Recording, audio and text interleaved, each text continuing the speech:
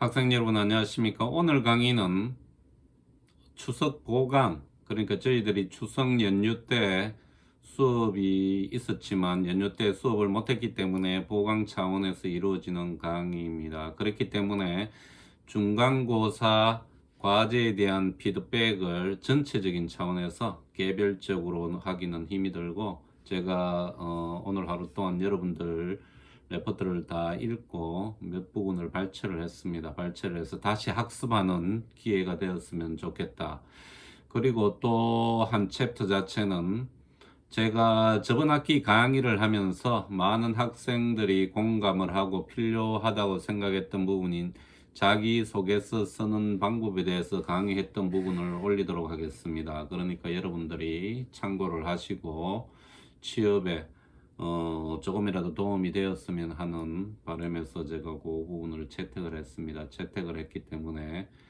그리고 지금 중간고사 피드백 과정은 제가 유튜브에 올리고 한 2주 이내에 삭제를 하도록 하겠습니다. 그러니까 가급적 이 보강하고 관련되는 본 강의는 빨리 여러분들이 학습을 하시기를 제가 당부를 드립니다. 당부를 드리고, 제가 왜 새마을 개발론을 강의를 하면서 유튜브에 올리는가 하면요.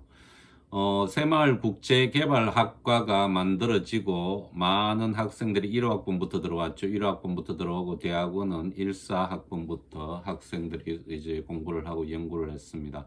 아직도 많은 시간이 흘렀지만 새마을 운동, 새마을 이론, 새마을 원리에 대해서는 보급이 되지 않았기 때문에 제가 조금은 무리를 해서라도 지금 유튜브를 통해서 이러한 이론과 논리를 확산시키려고 노력을 하고 있습니다. 노력을 하고 있기 때문에 지금 1호학번 학생 중에 졸업한 학생들도 코이카 봉사단원이나 인턴으로 가면서 제 강의나 책자가 필요한 경우 제가 소스 자체를 제공하는 경우가 있기 때문에 혹시 주위에 여러분들이 봉사활동을 하면서 또 국제개발협력 공부를 하면서 또 해외 활동을 하면서 공적개발 원조나 새마을 이론에 대해서 궁금한 학생들이나 친구가 있다 그러면 제 유튜브 동영상을 적극 소개를 해 주시기 바랍니다. 왜 그런가 하면요, 저희들이 영남대학교에서 유일하게 새마을 국제개발학을 전공을 하고 있다는 것도 많이 인지가 되지 않았습니다. 인지가 되지 않았기 때문에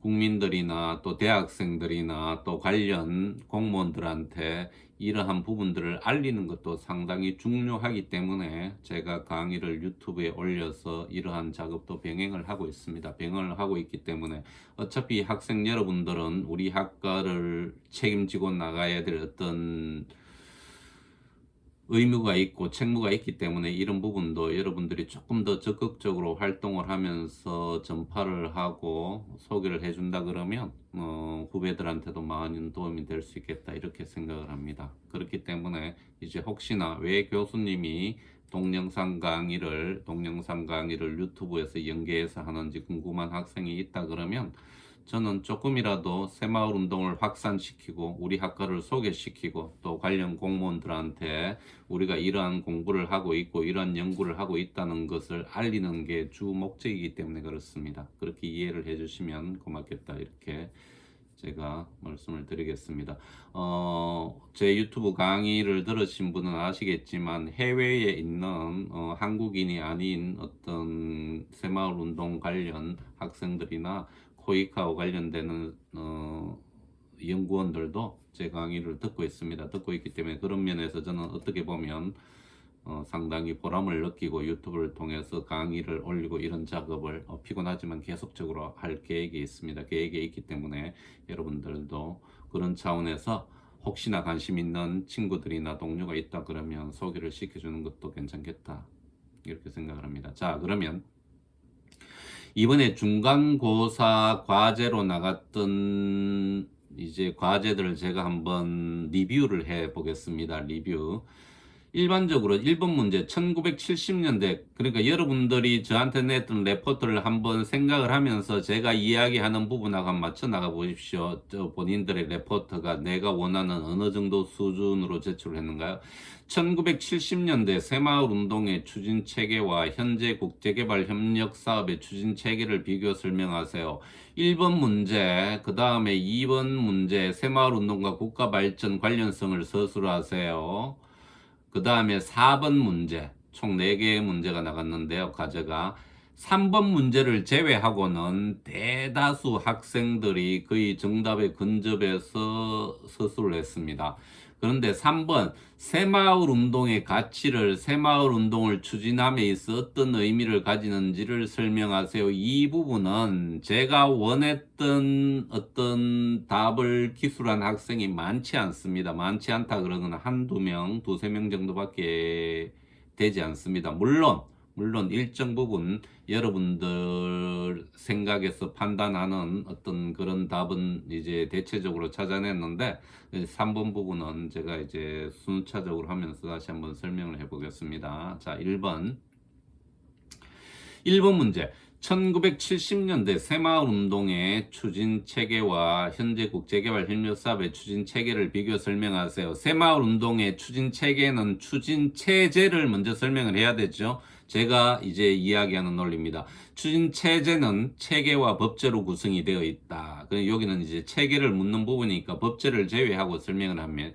됩니다. 체계는 수직적인 개통조직 체계와 수평적인 협의 조직 체계가 있다. 개통조직 체계는 중앙정부부터 이제 마을 이장에 이르는 행정 개통조직을 말한다. 이렇게 되어 있습니다. 그리고 협의 체계는 중앙정부의 새마을중앙협의회, 그리고 각 부처, 그 다음에 각 지방자치단체의 이제 협의 체제를 말한다. 이제 이렇게 설명을 하면 됩니다. 설명을 하면 되고, 최하단 이 마을에는 새마을개발위원회가 존재를 하고 있다. 이게 뭐 일반적인 답변입니다. 일반적인 답변인데, 이제 조금 더 나아간다 그러는 것은 통상적인 원하는 이제 답변 이상을 기술한다 그러면 1번 문항에 어떤 부분이 들어가면 좋은가 하면 1970년대 새마을운동의 추진 체계의 변화를 기술하면 더 좋을 수 있겠죠. 예를 들어서 1972년은 정부 민간 어떤 협력하는 체계로 운영이 되었다. 그 다음에 조금 더 나아간다 그러면 1970년대 조금 어렵습니다. 그냥 듣고 이해만 해 주십시오. 추진 체계를 설명하면서 거버넌스 부분을 이야기한다 그러면 현재의 국제개발협력 사업의 추진 체계를 설명하면서 민간, 그 다음에 정부, 학계하고 협력하는 협력 체계를 하는 어떤 그런 거버넌스 기술을 해주면 더 좋겠다. 그 다음에 이제 제가 바라는 부분입니다. 바라는 부분은 지방자치단체가 소홀하게 달아졌기 때문에 새마을운동 체계를 설명하면서 읍면이라든지 시군의 자치단체를 언급을 하고 또 현재 상황에서 자치단체 국제개발협력의 주체지만 그 역할이 미흡하다 이런 부분도 하고 있으면 이제 괜찮겠다. 그 다음에 이제 추진체계, 국제개발협력사업의 추진체계를 설명해서 이 부분은요, 다음 학기에 새마을 ODA를 제가 강의하게 되면 조금 더 구체적으로 설명하는 부분인데, 이렇게 되겠습니다. 자, 국제개발협력 같은 경우에는, 총괄기관이 있죠. 국무총리사나 국제개발협력위원회는 총괄기관이고, 그 밑에는 뭐가 있습니까? 외교부, 그죠? 외교부 또 재경부도 될 수 있고 이제 변화하는 양상에 따라서 수출입은행을 관장하는 주관기관, 시행기관. 주관기관은 어디입니까? 외교부, 재경부. 그다음에 시행기관은 코이카, 수출입은행까지 언급을 해주면 이제 좋겠다. 그리고 이러한 국제개발 협력위원회는 새마을운동의 협의체와 같이 같은 역할을 총괄하고 조정하는 역할을 했다. 그렇게 이야기를 해주면 뭐 일정 부분 답변이 된다 이렇게 생각을 합니다. 그러면 이제 조금 더 나아가서 우리가 원조를 하는 수원국의 입장에서도 이러한 체계를 적용시킨다 그러면 보다 효율적으로 새마을 ODA나 국제개발협력 사업을 할 수 있다 이렇게 되겠죠.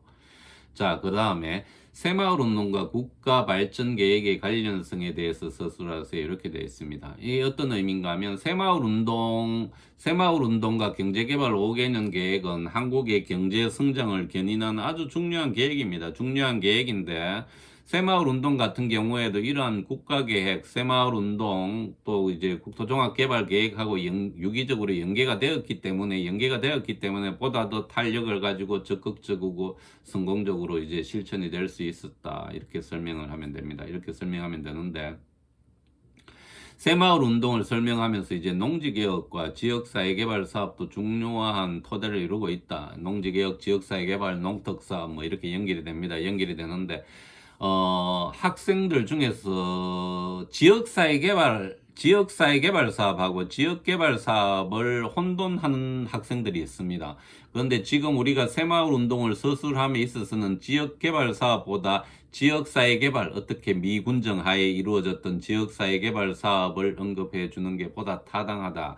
그러기 위해서는 여러분들이 지역개발과 지역사회개발에 대해 다른 개념이기 때문에 상이하다보다는 다른 어떤 형태의 개발론입니다. 개발론이기 때문에 여기에 대해서도 충분히 인지하는 것이 중요하다. 물론 제가 알기로는 지역개발 사업, 지역개발론, 지역사회개발론이 저희들 과목이 개설되어 있는 걸로 알고 있습니다. 있기 때문에 그 연장선상에서 농지개혁, 지역사회개발, 새마을운동 큰 토대를 이루고 있고 그 다음에 국가발전계획은 이제 경제개발 5개년 계획하고 좀 더 구체적으로 한다 그러면 소득정대 사업이라든지 나중에 환경개선 사업이라든지 국토변각고기 사업이라든지 국토종합개발 계획하고 연관된 사업을 언급한다 그러면 보다 근접한 답변이 될 수 있겠다.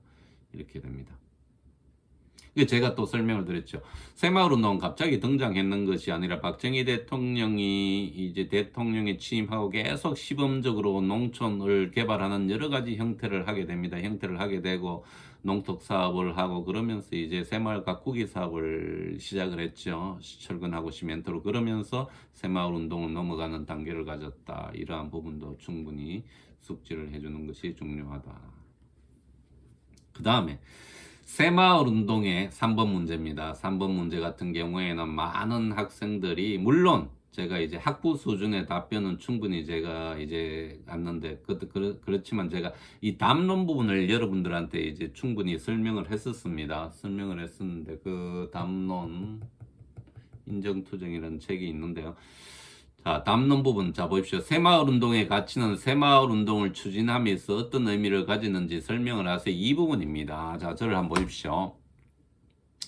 새마을운동의 가치는 현 시점에서는 새마을운동의 가치는 세계 시민의식을 함양시킬 수가 있습니다. 그래서 제가 이렇게 이야기를 했죠. 새마을운동의 가치는 왜 해야 되는지 이제 묻는 겁니다. 잘 살기 위해서 왜 해야 되느냐. 여기 이제 담론이 담겨져 있다.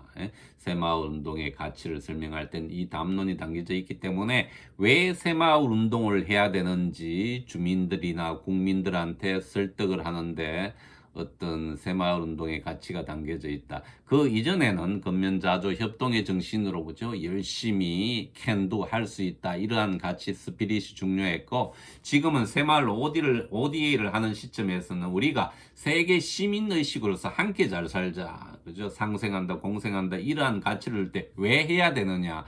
여기에서 이제 새마을 운동의 가치를 찾을 수 있다. 이런 부분입니다. 이 함축적으로 설명하면 이 담론이라 할 수 있거든요. 담론.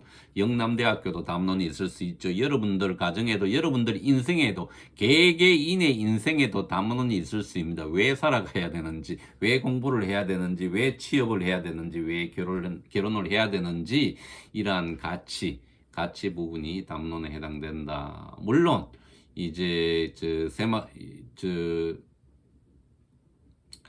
단순한 의미로 이제 사업의 방향성을 제시할 뿐만 아니라 이게 국제적으로 나아가게 되면 공적개발원조 국제개발협력도 담론을 가지고 있죠. 어떻게 됩니까? 2차 세계대전 이후에는 신생 독립국의 경제를 부흥을 한다. 복지를 증진시킨다.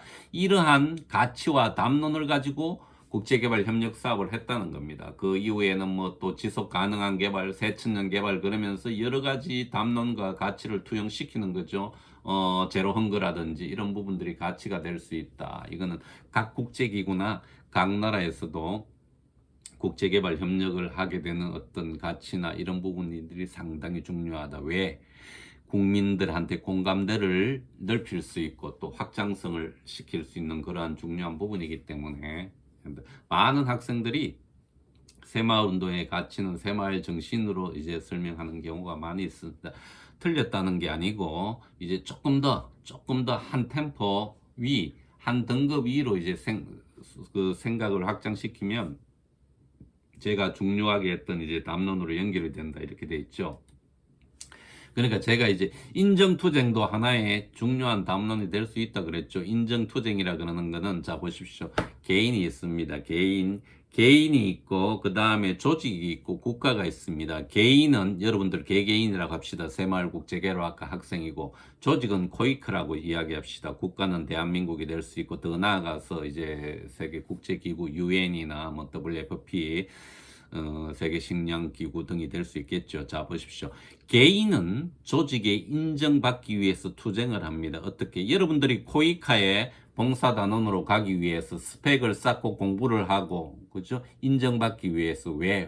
그 조직의 구성원이 되기 위해서 코이카는 공적개발 원조 국제개발 협력을 수행하는 주관기관으로서 국가의 인정을 받기 위해서 여러 가지 사업 계획을 하는 거죠. 우리나라 같은 경우에는 OECD, DAC 공적개발 원조 위원회의 인정을 받기 위해서 뭐 인정이라 그러면 조금 이상하지만 조금 넓은 의미에서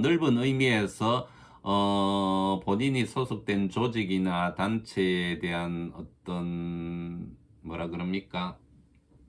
수용되기 위해서 노력을 한다. 왜 그런가 하면 우리가 선진국으로서 선진공력으로서 이 역할을 하기 위해서는 이러해야 된다. 그게 인정으로 이제 설명이 될 수 있는 요소거든요. 그렇기 때문에 저는 이제 최근에는 공적개발 원조 국제개발 협력에 있어서 인정투쟁 이론은 중요한 담론이 될 수 있다. 그렇게 이야기를 했습니다. 그러면서 제가 또 어떤 이야기를 했으면 수업 중간에 인정을 하지 않지만 자연적으로 끈끈하게 이 부분이 투쟁을 하지 않아도 인정되는 부분은 패밀리입니다. 패밀리, 가족입니다. 가족 구성원만큼은 여러분들이 노력하지 않아도 부모와 자식, 형제 간의 그러한 부분이 인정이 되어 있기 때문에 더욱더 가족 구성원들을 사랑하고 중요하게 생각을 해야 된다. 이렇게 이야기를 했습니다.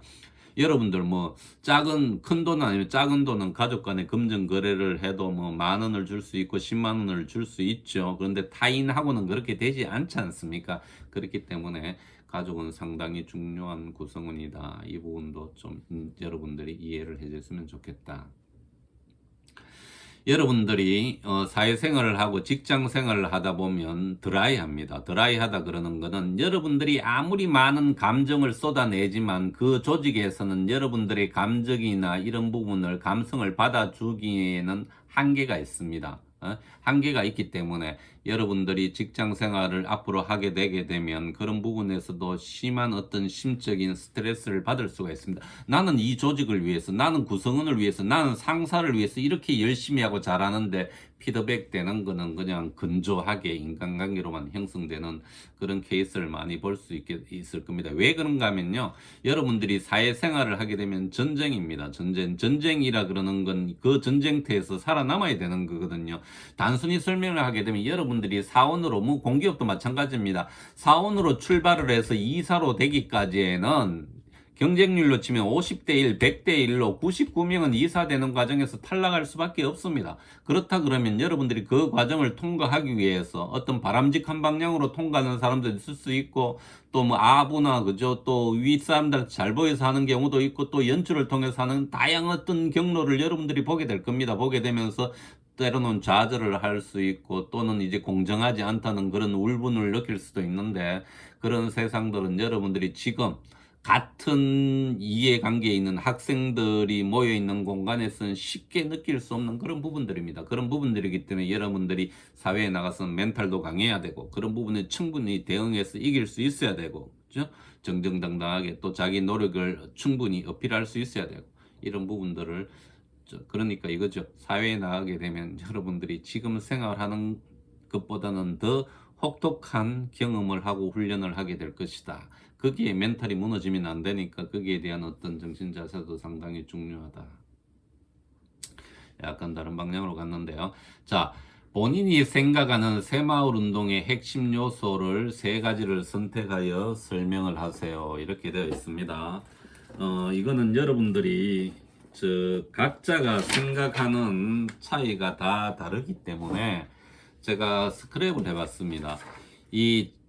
참, 본인이 생각하는 새마을운동의 핵심 요소를 세 가지를 선택하여 설명을 하세요. 이렇게 되는데 제가 제시했던 9가지 요소 중에서 설명하는 학생들이 한 90% 되고 한 10% 학생들은 본인이 이제 제시하는 경우도 있습니다. 그건 no problem입니다. 아무 관련이 없기 때문에 왜 제가 본인이 생각하는 새마을의 핵심 요소를 세 가지 선택하고 충분히 논리적으로 설명하면 되는 부분이니까. 근데 제가 제시했던 부분들이 있죠. 마을이 있고 주민이 있고 사업이 있고 국가가 있고 공무원이 있고 이제 정부도 될 수 있습니다. 공무원이라 그러는 거는 어떠한 전문가 집단을 말하는 겁니다. 여기에서 지원이 있을 수 있고 그리고 이게 이제 내생적 외생적 구분이고 매개적 요소는 새마을 지도자, 마을 지도자 교육이라 그랬죠. 제가 일일이 체크를 했습니다. 여러분들 한번 생각을 해보시죠. 이 9가지 요소 중에서 많은 학생들이 한 50여 명의 학생들이 어떤 요소를 가장 중요하게 생각했는지 한번 상상해 보시죠. 첫 번째가 뭐겠습니까? 첫 번째 여러분들이 9가지 요소 중에서 마을, 사업, 주민, 국가, 공무원, 지원, 마을 지도자, 새마을 지도자죠. 새마을 지도자, 국가 지도자, 교육이라는 이 9가지 요소 중에서 우리 학생들이 가장 중요하다고 뽑았던 요소는 주민입니다. 주민이 이제 표수로 이야기하게 되면 1인당 이제 3명씩 한 40명에서 28명의 학생이 이제 주민이라는 데 이제 28표를 줬습니다. 그 다음은 뭐겠습니까, 여러분? 또 여러분들 한번 유출해 보십시오. 새마을 지도자입니다. 새마을 지도자고 그 다음은 국가 지도자입니다. 국가 지도자. 이게 교육이 그 다음에 10번이고요. 10번이고 그 다음에 지원이 8번입니다. 지원이 8번이고 그 다음에 국가가 있고 사업이 있고 마을이 있고 이런 순이 있습니다. 그러니까 여러분들이 가장 중요하게 이 중에서 세 개를 또 다시 이제 확률적으로 이제 수치적으로 뽑게 되면 주민, 국가 지도자, 마을 지도자 이 인적인 요소를 세 개를 다 뽑았습니다. 제가 어떤 생각을 하는가 하면 교육이 중요하다. 교육이 중요하고 여러분들한테 제가 이제 강의를 하면서도 참 여러분들의 생각을 일정 부분 바꿀 수 있기 때문에 저도 참 뭐라 그럽니까? 한마디 할 때 한 문장을 제시할 때마다 많은 생각을 하게 됩니다. 제가 강의를 하면서 우리나라의 박정희 대통령의 여러분들 논문 다 읽어봤죠?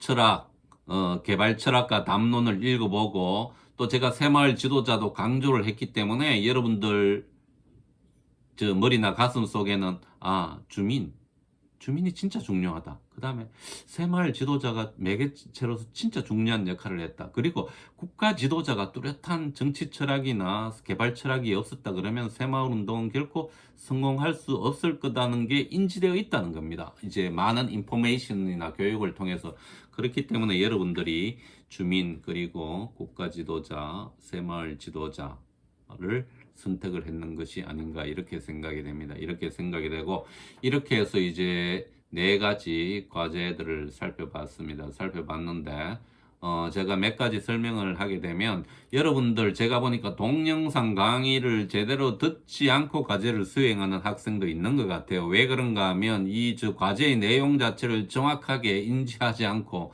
약간 다른 방면으로 답변을 쓰는 학생들도 한 4-5명이 됩니다. 그러니까 이제 제가 여러분들은 보지 않지만 또 여러분들은 이제 스스로가 알 수 있을 거 아닙니까? 제 동영상 강의를 얼만큼 열심히 들었는지 제가 조회수만 봐도 알 수 있는 부분이기 때문에 어떤 경우에는 이 학생 수에 안 맺히는 경우도 있어요. 그렇기 때문에 여러분들이 쉽게 보지 않기 때문에 그런 부분을 스킵 하다 보면 나중에 과제를 내게 될 때 저는 다 이런 부분들이 쉽게 보이거든요. 그런 부분들이 다 나타나니까 동영상 강의 제가 길지는 않지 않습니까? 핵심적인 부분만 여러분들에게 가급적 전달하려고 그러니까 동영상 강의도 놓치지 말고 열심히 들으시고, 그리고 여러분들은 새마을국제개발학과 학생으로서 새마을 이론, 국제개발협력의 이론 연구를 널리 알리고, 또 그렇게 해야지만 여러분들이 확장성 있고 진로에도 도움이 됩니다. 도움이 되기 때문에 저는 겸임 교수로 여러분들한테 강의를 하고 있지만 그 누구보다도 열심히 여러분들의 존재를 알리고 이 학문의 존재를 알리려고 노력을 하고 있습니다. 노력을 하고 있기 때문에 여러분들도 이런 제 마음을 조금이라도 이해한다 그러면 동영상 강의를 소홀히 하지 않고 조금 소중하게 여러분들이 이해를 하고 공부를 했으면 좋겠다, 이렇게 생각하고 제가 이번 보강에 대한 강의를 마치도록 하겠습니다. 이어지는 강의는 제가 자기소개서, 저번 학기에 많은 학생들이 공감을 했던 자기소개서 부분을, 저번 학기 강의했던 부분을 링크를 시키겠습니다. 이 부분은 어떤 부분인가 하면, 제가 여러분들한테 학기 초에 이야기했듯이 모든 문서는 단어와 문장과 문단으로 구성되어 있다. 자기소개서를 하나의 문서로 본다 그러면 적어도 문단 구분은 할 수 있어야 된다. 그렇죠? 그리고 이제 글자 같은 경우에도 문단이 이어질 때는 끊어서는 안 된다. 그런 기본적인 부분만 여러분들이 이해를 하더라도 자기소개서를 쓰는데 가장 유용한 팁이 될 수 있을 겁니다. 그리고 항상 여러분들의 입장에서 자기소개서를 쓰기보다는 채용을 하는 회사 입장에서 자기소개서를 써야 됩니다. 그게 무슨 말인가 하면요, 이 회사에서 왜 이 질문을 하는지 그 맥락 자체를 이해하고 맞춰 나가는 것이 상당히 중요하다. 왜 그런가 하면 회사 입장에서는 수많은 학생들 중에 이제 몇 명을 뽑는 작업을 하고 있기 때문에 여러분들이 그 범주에 들어가지 않는다 그러면 어떻게 보면 정리되는 단계에서도 딜리트 될 수가 있는 부분이 있습니다. 그리고 새마을국제개발학과 학생이라 그러면 지속 가능한 발전 목표 같은 경우에는 대다수의 대기업도 채용을 하고 있습니다. 채용을 한다 그러는 것은 지속 가능한 발전 목표를 회사의 비전이나 기업의 사회적 책임의 한 방편으로 해석을 하고 추진을 하고 있기 때문에 이러한 부분도 연관해서 여러분들이 연결을 시킨다 그러면 또 좋은 어떤 문장을 만들어낼 수 있다, 이렇게 생각을 합니다. 그렇기 때문에 이제 곧 이어지는 강의도 여러분들이 신경 써서 들어보시고 또 공부를 하시고 학습을 하시기 바랍니다. 이상입니다.